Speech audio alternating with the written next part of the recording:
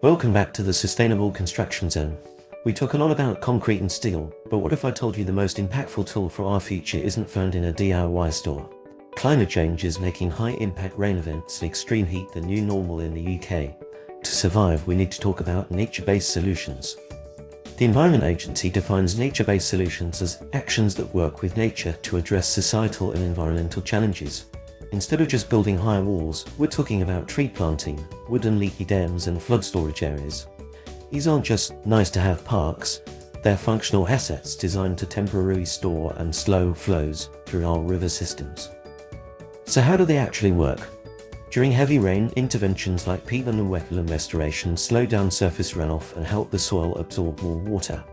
This reduces peak river flows, which is what causes the most damage.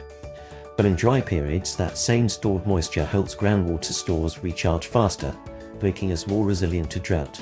It's a win-win for the water cycle.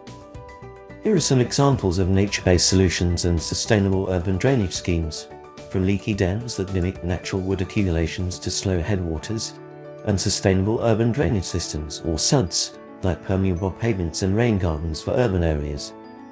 Dams made by beavers can also reduce downstream flooding and maintain water levels during dry spells.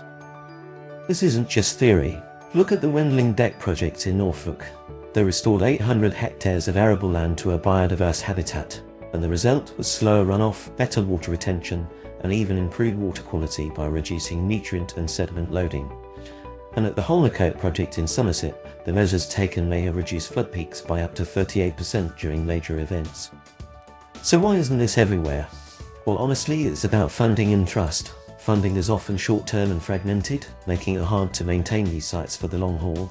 Plus, many communities still trust grey infrastructure, like big concrete walls, more than they trust a forest or a wetland to keep them safe. We need to bridge that gap with better communication and longer-term monitoring to prove that these systems work as the climate changes. As builders and designers of the future, we have to think at a catchment scale. We can't just protect one site, we have to look at how water moves across the whole landscape. Nature-based solutions aren't just a cheaper alternative, they're a strategic priority for a resilient world. What do you think? Are you ready to trade some concrete for some cattails? Let us know in the comments. And don't forget to like, subscribe and hit the bell to stay in the Sustainable Construction Zone. See you next one.